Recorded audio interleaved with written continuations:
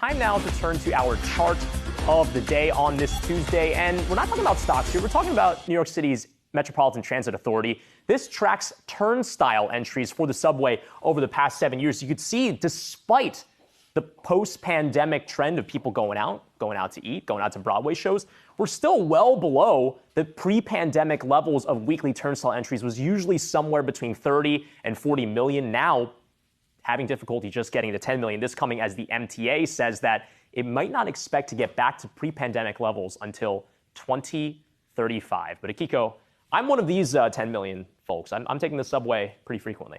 Yeah, I take the subway every day, but how many people actually just jump the turnstile or open the door? Well, I don't think it's 20 million. It's not 20 million. Right? It's not 20 million, but I am curious about that number. Every time I go through, somebody generous opens the door and 10 people come through. Yeah, well, look, I mean, we've all perhaps tried something like that, but on a more serious note, though, there's certainly concerns about safety. I mean, that's certainly one of them.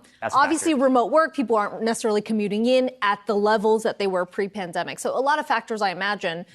But I'd be curious to see how many people are staying away from the subway because of concerns about safety. Yeah, and for what it's worth, I mean, you go outside, so many people are dining outside, and Times Square is fully packed now. You learned that like this weekend. I was playing tour guide, but it feels like the city is back. You're right. I mean, for those who haven't visited in a while, I mean, this is, even in the last 6 months, feels like a huge uptick. Yeah, maybe they're just city biking around instead. Who knows?